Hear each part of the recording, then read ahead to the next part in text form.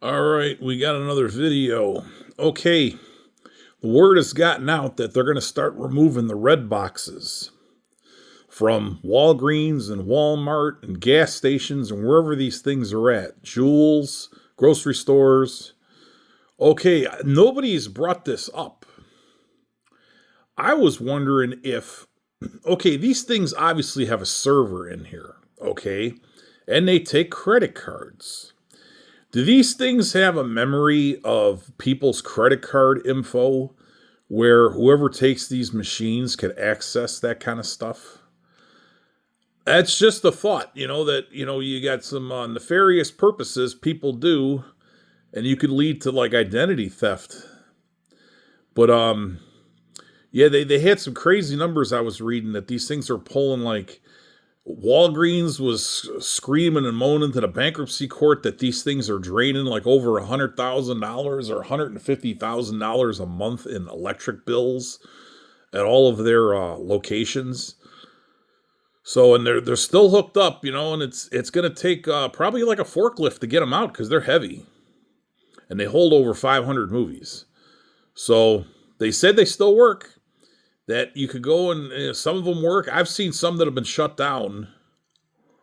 I don't know if they cut the electric to them or what's the deal, but that's the main concern I have is if this thing has a small server in here, does it retain information, your personal information on there?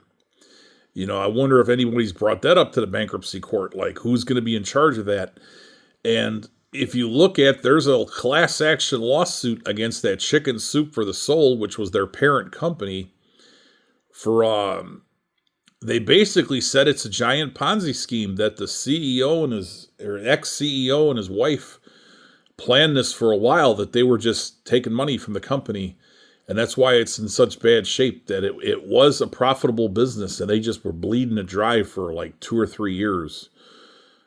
So they had an exit plan. Let's take as much money as we can on the way out and get rid of it. Maybe they knew that this stuff was going to tank at a certain point. I mean, I don't know. But they have a film library. They had a couple of streaming sites.